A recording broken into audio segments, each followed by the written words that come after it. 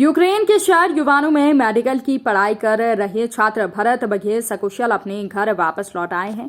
दतिया जिले की इंदागढ़ तहसील के वार्ड क्रमांक 6 में निवास करने वाले डॉक्टर एमएस बघेल के पुत्र भरत बघेल यूक्रेन में रहकर एमबीबीएस की तृतीय वर्ष की पढ़ाई कर रहे थे। 3 सालों से वो यूक्रेन के युवानो फ्रांसिस शहर में रहकर फ्रांसिस नेशनल यूनिवर्सिटी से मेडिकल की पढ़ाई कर रहे हैं।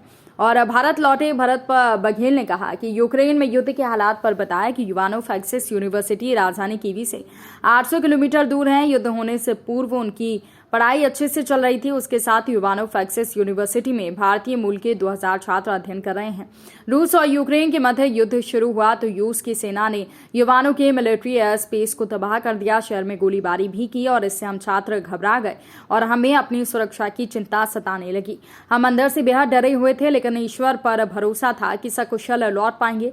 परिजनों के लगातार फोन आ रहे थे। घर वाले हमारी सुरक्षा को लेकर परेशान थे। सभी के परिजन चिंतित थे।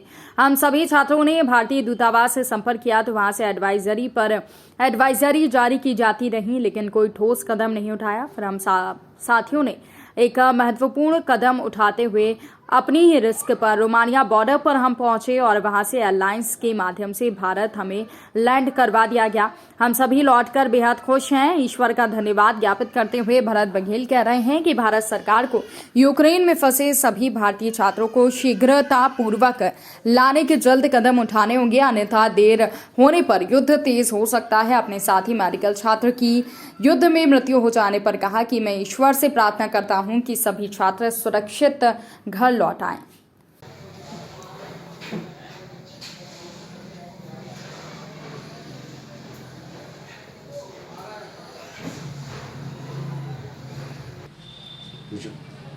जी बताएं डॉक्टर साहब, आप जो यूक्रेन में थे अभी, तो आप वहाँ किस यूनिवर्सिटी में पढ़ रहे थे?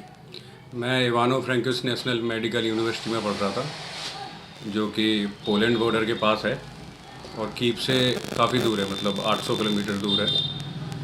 तो वहाँ पर ऐसे हालात नहीं थे, मतलब ज़्यादा क्रिटिकल कंडीशन नहीं थी। लेकिन जो बॉम्बिंग हुई थी उस टाइम पे मेरी सिटी में भी बॉम्बिंग हुई थी। मिलिट्री का जो एयर स्पेस था वो एरिया उनने तबाह कर दिया था, और तो इस चलते चीज़ें क्रिटिकल हो गई थी, मतलब डर लगने लगा था वहाँ भी। लेकिन यूनिवर्सिटी वाले लगातार कह रहे थे ये जो एरिया है वो सेफ जोन है, मतलब यहाँ तक कभी भी कुछ नहीं हुआ है। तो क्या भारतीय राजनयिक जो आपका दूतावास था, भारतीय दूतावास, उससे भी आपको लगातार मदद मिली?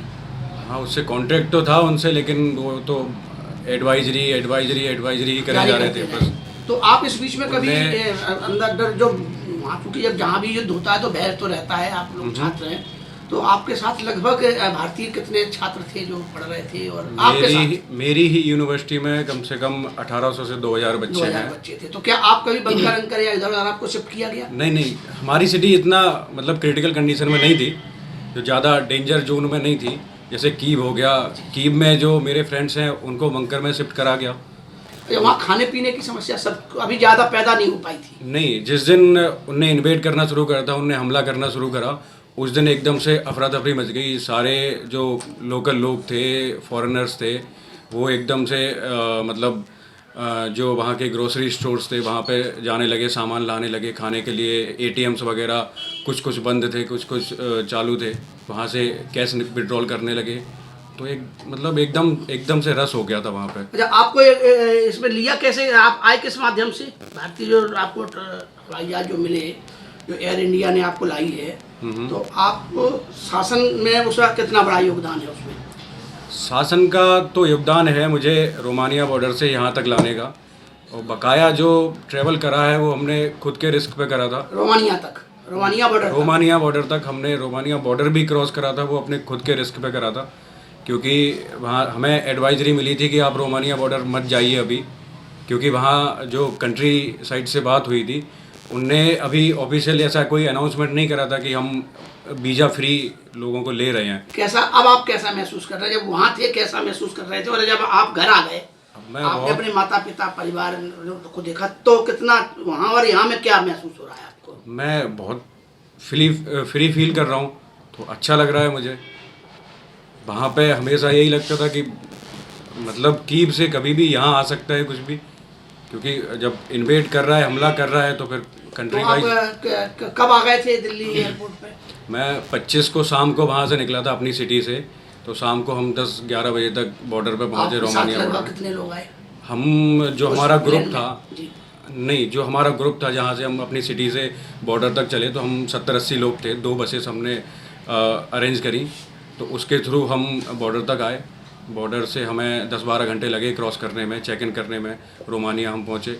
रोमानिया में एंटर करते ही वहाँ उनने NGOs जो हैं वहाँ के, तो उनने कैंप लगा रखे हैं। तो आपको हर एक चीज़ की जो ज़रूरत है आपको, वहाँ उनने हमें शेल्टर भी प्रोवाइड कराया, खाने से लेकर। क्या एयर टिकट में कुछ मदद मिली या आप अपने पैसे? हाँ, एयर टिकट तो गवर्नमेंट ही बेयर कर रहा था। पहले गवर्नमेंट बार बार कह रही थी कि लोग स्वयं व्यवस्था करेंगे। नहीं, 22 तारीख मतलब 20 तारीख में, 20 फरवरी में एक अनाउंसमेंट जारी करा था उनने कि मतलब जब ऐसा हमले का खतरा नहीं था, जो भी हो पता नहीं, लेकिन गवर्नमेंट ने ऐसा एडवाइस करा था कि आप जा सकते हो। जो हमें एडवाइजरी मिली थी, एम्बेसी ने ये बोला था कि जो जाने के इच्छुक हों वो जा सकते हैं अपने खर्चे पर। लेकिन उस टाइम पे मेडिकल में क्या आपकी कौन सी ईयर है इस समय मेडिकल में? 3rd ईयर है इस टाइम। 3rd ईयर है। हाँ तो अभी तो केवल MBBS कर रहे होंगे आप? हाँ जी। तो ये कितने साल का, 4 साल का कोर्स रहता है? नहीं, 6 साल का कोर्स 6 का है वहाँ। हाँ जी। तो क्या यहाँ से बेहतर पढ़ाई है रोमानिया में, यूक्रेन में भारत से मेडिकल की? भारत से बेस्ट पढ़ाई है क्या? पढ़ाई तो हर जगह सेम ही है, बस प्रैक्टिकल्स का अंतर आता है। तो बस यहाँ का एक्सपेंसेस ज़्यादा हैं मेडिसिन करने के, वहाँ के एक्सपेंसेस कम है। आप किनको धन्यवाद देना चाहते हैं जब भारत में आप आए हैं, सफल साल आए हैं? हम भी आपको बधाई देना चाहते हैं, लेकिन आप किसको धन्यवाद देना चाहते हैं? मैं एग्जैक्टली गवर्नमेंट को ही धन्यवाद देना चाहता हूँ कि मोदी जी ने हमें मतलब निकाला, और जो एक्सपेंसेस थे वो उनने गवर्नमेंट ने खुद बेयर करे। तो प्रोबेबली उनका ही थैंक यू करना चाहता हूँ मैं। धन्यवाद भरत। वहाँ एक घटना भी हुई है, किसी एक अपना भारतीय छात्र जो पढ़ रहा है उसकी मौत का समाचार आया है। हाँ जी। तो आपको कितना झटका लगा उस घटना से? मुझे हर एक जो स्टूडेंट फंसा है वहाँ, हर किसी को झटका लगेगा, क्योंकि आप सोच नहीं सकते कि आप भी वो हो सकते थे।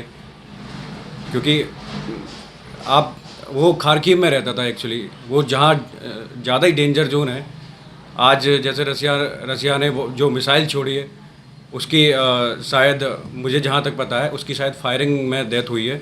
और वो ग्रोसरी स्टोर में लाइन में लगा था, जो खाने की चीज़ें लाने के लिए लाइन में लगा हुआ था, और इस चक्कर में उसकी शायद फायरिंग के दौरान ही मौत हुई है।